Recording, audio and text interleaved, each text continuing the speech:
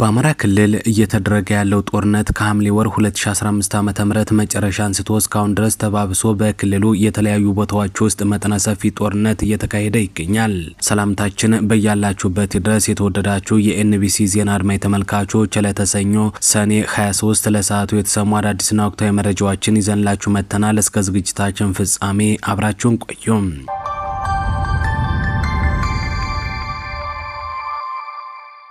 በአብይ አህመድ የሚመራው የብልጽግና አገዛዝ ኃይል በሆነው መከላከያ ሰራዊትና በአማራ ፋኖ ኃይሎች መካከል የሚካሄደው የአማራ ክልሉ ውጊያ ሁለተኛ ዓመቱን ደፍኖ በክልሉ አጠቃላይ አድማሱን አስፍቶ እየተካሄደ ሲሆን ጦርነቱ አሁን ላይ በፋኖ የበላይነት እየተመራ ነው። ጦርነቱ በአገዛዙ ጀማሪነት ከተቀሰቀሰ አንስቶ በርካታ የመከላከያ የሚሊሻና የአድማ ብተና እንዲሁም የፖሊስ አባላትን ሕይወት መንጠቁ አይዘነጋም። ከሰሞኑም በአራቱም የክልሉ ቀጠናዎች ማለትም በጎጃም፣ በጎንደር፣ በወሎና በሸዋ በፋኖ ኃይሎች በኩል የተቀናጀና ተከታታይ ጥቃቶች እየተሰነዘሩ የአብይ አህመድ ሰራዊት ላይ ከፍተኛ ኪሳራ እየደረሰ ነው።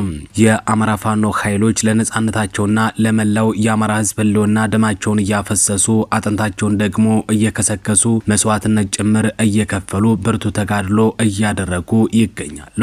የብልጽግና አገዛዝ የአማራ ሕዝብን ለማንበርከክ በምድርም በሰማይም በሚወረወረው የከባድ መሳሪያ ጥቃት የአማራ ፋኖ ኃይሎችን የህልውና ትግል ለመቀልበስ እየጣረ ቢሆንም የንጹሃን ህይወት ከመቅጠፍና በግለሰብ ሀብት ንብረት ላይ ከፍተኛ ውድመትና እልቂት ከማድረስ ውጪ የፋኖን ኃይል ግን መቋቋም እየቻለ አይደለም።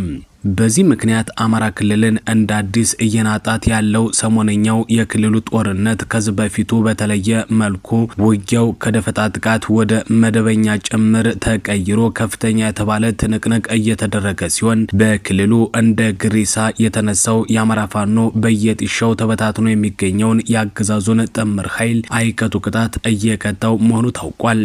በዚህን ጊዜና ቦታ ሳይለይ እየተካሄደ ባለው ጦርነት በአራቱም ክፍለ ግዛት መደበኛ ውጊያውም ሆነ የደፈጣ ጥቃቱ ተጠናክሮ መቀጠሉ ሲታወቅ የአማራ ፋኖ በርካታውን የብልጽግና የጦር ሰራዊትን በየአቅጣጫው አመድ እያደረገው ነው።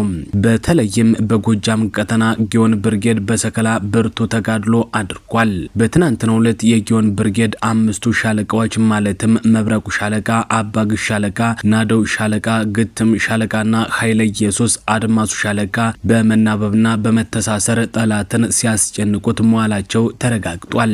በአራት ቦታዎች ባጃሊ፣ በኮለል፣ በድንጋይ፣ በገበጣና አሽኳር በር ላይ ውጊያ ተካሂዷል። በዚህ አውደ ውጊያ ከ250 በላይ እስረኛ ሙሉ በሙሉ ማስለቀቅም ተችሏል ነው የተባለ። ከ10 በላይ የጠላት ኃይልም የተደመሰሰ ሲሆን ቁጥሩ ያልታወቀ የጠላት ኃይልም መቁሰሉ ተረጋግጧል። በተጨማሪም ከ1000 በላይ የክላሽና የብሬን ተተኳሽ ተማርኳል ነው የተባለው። በተመሳሳይ የአማራ ፋኖ ብሔራዊ ኃይል የሆነው የአማራ ፋኖ በጎጃም የቀኝ ጌታ የፍታዊ ንጉሴ 6ኛ ክፍለ ጦር በበርካታ ግንባሮች ትላንት ሰኔ 22 10ኛ ወር 2017 ዓ.ም አመሻሹን ድል ተቀዳጅቷል። አገዛዙ ፋኖን ደምስሼ አማራን በኃይል ገዛለው በማለት በክልሉ በአራቱም አቅጣጫ በተለይም ጎጃም ላይ ከፍተኛ ቁጥር ያለው የጦር ሰራዊቱን በማስገባት ዘመቻ ማዕበል በሚል ጦርነት የከፈተ ቢሆንም በሁሉም ቀጠና እየተመታ ነው። በዚህ መሰረት ትላንት አመሻሹን የቀኝ ጌታ የፍታዊ ንጉሴ 6ኛ ክፍለ ጦር ተወርዋሪ ኮማንዶን ጨምሮ 6ቱንም ብርጌድ ከአዲስ አለማየሁ 7ኛ ክፍለ ጦር ጋር በማቀናጀት በ3 ግንባሮች ጠላትን አይቀጡ ቅጣት ቀጥተውታል።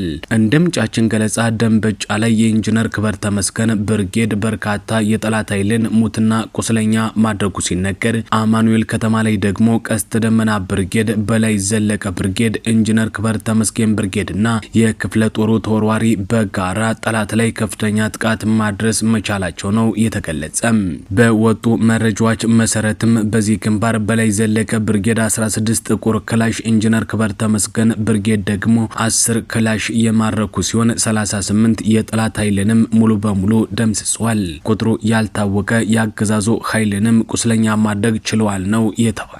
በተመሳሳይ በረህኛው ጅበላ ሙተራ ብርጌድ በበኩሉ በደብረ ማርቆስ ከተማ በአራት አቅጣጫ ማለትም በየቦ ማርያም፣ በወንቃ ጉተራ፣ በቡርቡራና ደሳ እነሴና በማረሚያ ቤት በኩል ከፍተኛ ተጋድሎ በማድረግ ብዙ ቁጥር ያለውን የአገዛዙን ኃይል ሙትና ሙትና ቁስለኛ ማድረጉ ነው የታወቀ። ምንጮች እንዳሉት በዚህ ግንባር 7 የብልጽግና ኃይል የተደመሰሰ ሲሆን 13ቱ ደግሞ ቁስለኛ ሆኖ መመዝገቡ ነው የተነገረ። የሐዲስ ዓለማየሁ 7ኛ ክፍለ ጦር ጥቁር አንበሳ ልዩ ተወርዋሪ ኃይልም በእንደገም መድኃኔዓለም በኩል ከተክለ ሃይማኖት ብርጌድ ጋር እንዲሁም ከስናን አባጅሜ ጋር በመተሳሰር በረቡ ገበያ መስመርና በአካባቢው በሞርተር የታገዘ ውጊያ በማድረግ የብልጽግናን እቅድ አክሽፈውታል። የሁለተኛ ተፈራ ዳምጤ ክፍለ ጦር አዳኙ ኮማንዶም በደብረ ወይፋት ደጋዳሞት ብርጌድ፣ በአረፋ ደብተራ ደነቄ ሮብ ገበያ መብረቁ ተፈራ ብርጌድ፣ በአስተሪዮና በአራቴ ደግሞ ዮሐንስ አለማየሁ ብርጌድ፣ በዴጋሳ ቀጠና በዘማ ገመሶ እንዲሁም በደም ድንጋይ ቀጠና መዝገቡ ዋለሊ ብርጌድ ከበሴ ቀጠና እስከ ድጎ ውጊያ በማድረግ የጠላትን ምሽግ በማስለቀቅ ትልቅ ጀብዱ ፈጽሟል። መዝገበ ጮቄ ብርጌድም በሰዴ ከተማ ይገኝ በነበረው ያገዛዙ ቡድን በተሰበሰበበት ላይ ጥቃት አድርሷል። በዚህ ጥቃት ከ10 በላይ የሚሆኑ የሚሊሻ አባላት የቆሰሉ ሲሆን በርካቶች ደግሞ ሙሉ በሙሉ መደምሰሳቸውን ነው ምንጫችን የነገሩን። ከተደመሰሱት መካከልም 50 አለቃ ቢሻው ወንድሜነህና ባወቀ ዋለልኝ የተባሉ የሚሊሻ ጠርናፊዎች ይገኙበታል። በጎንደር ቀጠናም የአማራ ፋኖ በአብይ አህመድ ጦር ሰራዊት ላይ የአፋባ ኃይል አካል የሆነው የአማራ ፋኖ አንድነት በጎንደር በአገዛዙ ጥምር ኃይል ላይ ከፍተኛ ጥቃት እያደረሰ ሲሆን ትላንት ብቻ በብዙ ግንባሮች ብዙ ያገዛዙ ኃይል ተማርኳል፣ እንዲሁም ቁስለኛ ተደርጓል። እንደ ምንጫችን ገለጻ ጎንደር ደራ አንበሳሜ ላይ የጠላት ዲሽቃን ጨምሮ ብሬኖች፣ ተሽከርካሪዎችና አይነተኛ መሳሪያዎች ተማርከዋል። ከባህር ዳርና ከሐሙሲት የተንቀሳቀሰው የብልጽግና የጦር ሰራዊት በከፍተኛ ሁኔታ መመታቱን ነው ማረጋገጥ የተቻለው። የጣና ገላውዲዮስ ክፍለ ጦር አገዛዙ በአንበሳሜ ከተማ ህዝቡን አስገድዶ የአደባባይ ተቃውሞ ሊያስወጣው ትላንት ከንጋት ጀምሮ እየሰራ እያለ ፋኖች በአርበኛ ታደለ ምሬ በመምራት ጎሃ ላይ ያገዛዙ ጥምር ጦር በእጅጉ ይመካበት የነበረውን የጎሃ ምሽግ በብርሃን ፍጥነት ሰብረውበታል። ጎሃ ላይ የጀመረው ውጊያም ቻይና ካምፕ፣ ጎጎት፣ ሐሙሲት ውሃ ታንከር፣ አማ ሸንኮሮ፣ ጊዮርጊስ፣ ገልዳ ውሃ ራስ ሆስፒታል፣ ጨባ ኪዳነ ምሕረት፣ ደረቤትና ሙሉ አንበሳሜ ከተማ ላይ ተስፋፍቶ በከፍተኛ ትንቅንቅ ምሽጎችን ፋኖች ሰባብረዋቸዋል። በዚህ ውጊያ የአንበሳሜው ምሽግ ከብዙ ትንቅንቅ በኋላ በአርቢጂ 7 ሊደረማመስ ችሏል ነው የተባለው። አገዛዙ ተጨማሪ ኃይል ከባህር ዳርና ከሐሙሲት ያስገባ ቢሆንም ከሐሙሲትና ከአንበሳሜ መሃል ውሃ ታንከር ላይ ተቆርጦ በጣና ብርጌዶች ተመክቶ ተመልሷል። የተረፈው የጠላት ኃይል ከበባም ሆነ ቆረጣን እንዳይፈጽም ደግሞ ሜጀር ጀነራል ውባንታባተ ተወርዋሪ ክፍለ ጦር ውጊያ በተደረገባቸው እስቴ አንበሳሜና አንዳቤት ላይ በሁሉም ቦታ የኋላ ደጀንነቱን አስጠብቆ እንደነበር ነው የተገለጸ። እስቴ ዴንሳ ብርጌድ በመካነ ኢየሱስ ከተማ ዙሪያ በሁለት ግንባር ውጊያ ያደረገ ሲሆን ከመካነ ኢየሱስ ምስራቅ አቅጣጫ የብርጌዱ መሪዎች ሻለቃ ብርቃየሁና ሻለቃ አብራራው 3 ሻለቃዎችን በመያዝ ጽዮን ላይ ካምፕ የሰራውን የአገዛዙን ጥምር ጦር አይቀጡ ቅጣት መቅጣታቸውንም መረጃዎች ያመላክታሉ። የአገዛዙ ኃይል በበኩሉ በየአቅጣጫው እየደረሰበት ባለው ሽንፈት የተነሳ ደግሞ በቂምና በተንኮል በከባድ መሳሪያ ጥቃት ንጹሃን ላይ ጉዳት አድርሷል። ይህንም ተከትሎ በርካታ ንጹሃን ከፍተኛ ተባለ ጉዳት ሲደርስባቸው ከተሞችም ወደ ፍርስራሽነት እየተቀየሩ ነው።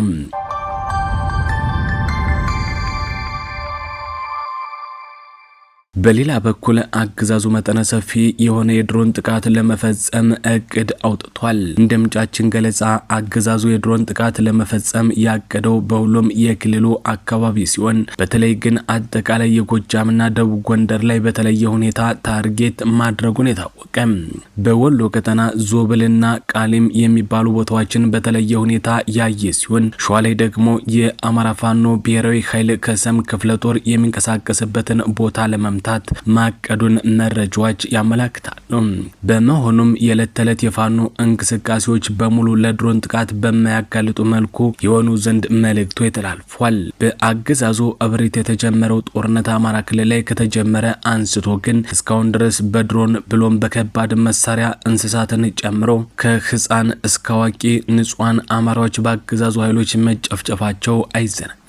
ይህ በእንዲህ እንዳለ ከአማራ ፋኖ ብሔራዊ ኃይል ሁለተኛ ተፈራ ዳምጤ ክፍለ ጦር ከዮሐንስ አለማየሁ ብርጌድ የጥሪ መልእክት ተላልፏል።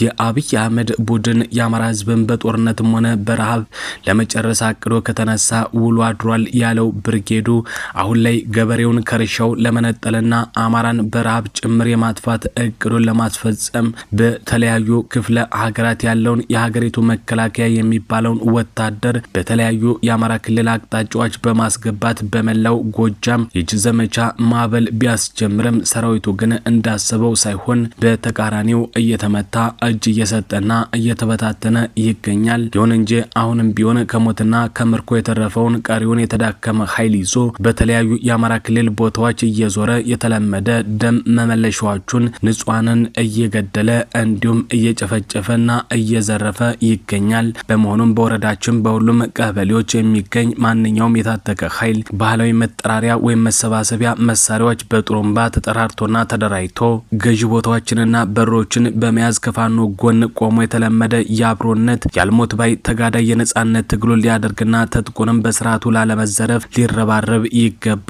ስርዓቱ እሱ እንደሚለው ጽንፈኛ ብሎ የሚጠራው የህዝብ ልጅ የሆነውን ፋኖን ብቻ ሳይሆን ሊያጠፋ የመጣውን አማራ የተባለን ፍጡር በሙሉ ሁሉንም ሰው መጀመሪያም ተጥቁን ካስፈታ በኋላ ከምድረገጽ ማጥፋት ስለሆነ ሁሉም ሰው ወጦ የጋራ የሆነውን ጠላት ለማጥፋት የከሌ የሚባል ተግባር አለመሆኑን ተገንዝቦ ከዚህ በፊት ከነበረው በበለጠ መረባረብ አለበት ስንል በድጋሚ በጥብቅ እናሳስባለን ሲል ነው የአማራ ፋኖ ብሔራዊ ኃይል ጎጃም ቀጠና የዮሐንስ አለማየሁ ብርጌድ ያስታወቀም።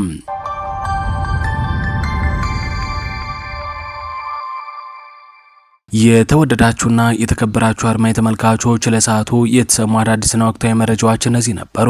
እስከ ፕሮግራማችን ፍጻሜ ምርጫችሁን ከኛ ጋር ስላደረጋችሁ ምስጋናችን በያላችሁበት ይድረስ እያልን በዚሁ አበቃን። ሰላም ቆይታ